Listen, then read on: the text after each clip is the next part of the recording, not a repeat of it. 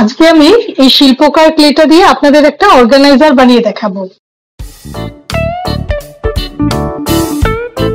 নমস্কার, আমার চ্যানেলে আপনাদের সবাইকে স্বাগত।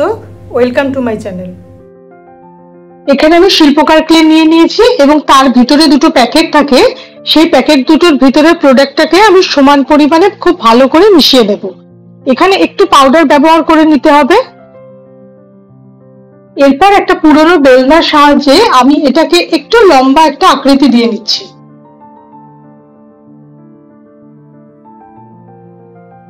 এবার আমি এখানে একটা পাতা নিয়ে নিয়েছি। আপনাদের কাছে যে ধরনের ছোট বড় যেরকম পাতা থাকে আপনারা নিতে পারেন। এবার এই পাতাটাকে আমি ক্লের ওপর রেখে বেলনা দিয়ে আরেকটু প্রেস করে নিয়ে পিছনের দিকে যে শিরা বা ভেন গুলো আছে তার একটা ইমপ্রেশন আমি মাটিটা বা ক্লেটার উপর নিয়ে নিচ্ছি। এরপর একটা কাটারের সাহায্যে আমি এক্সট্রা অংশটা কেটে বাদ দিয়ে দিচ্ছি। আপনারা কিন্তু এই কাজটা নাইফের সাহায্যেও করতে পারেন।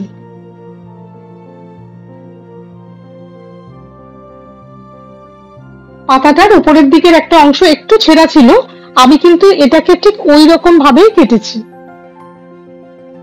এবার এটাকে শুকিয়ে নিতে হবে। আমি এটার দুটো সাইড একটু উঁচু করতে চাইছি, এই জন্য দুটো পেন্ট ব্রাশ দুটো সাইডে দিয়ে শুকিয়ে নেব। আপনারা চাইলে কিন্তু ফ্ল্যাটও করতে পারেন। এটা সম্পূর্ণ শুকিয়ে গেছে, দেখতেই পাচ্ছেন খুব সুন্দর পাতার ইমপ্রেশনটা এর ভিতরে এসছে। এবার এটাকে আমি আমার পছন্দ মতো একটা কালার করে নেব। আমি ইন্টারনেটে একটা স্টাইল দেখেছিলাম, তো আমি সেই স্টাইলে পাতাটাকে কালার করছি। আপনারা চাইলে কিন্তু আপনাদের পছন্দ মতো যে কোনো রং দিয়ে কালার করতে পারেন। এখানে আমি স্যাপ গ্রিন আর গোল্ডেন কালার মিশিয়ে স্যাপ গ্রিনটাকে একটু গ্লসি লুক দিয়েছি। মাঝখানটাতে আমি এই কালারটা করে নিচ্ছি। যদি প্রয়োজন হয় আমি প্রথম কালারটা শুকিয়ে যাওয়ার পরে সেকেন্ড বা থার্ড কোট দিয়ে নেব। এবার আমি পাতার নিচের অংশের জন্য মেটালিক কপার কালারটা চুজ করেছি। মেটালিক কালারগুলো কিন্তু কয়েক কোট দিতে হয়, কারণ কালারগুলো একটু হালকা থাকে, আর প্রত্যেকটা কোট শুকিয়ে যাওয়ার পরে সেকেন্ড কোটগুলো দিতে হবে। এবার পাতার উপরের অংশের জন্য আমি ব্ল্যাক কালারটা নিয়ে নিয়েছি।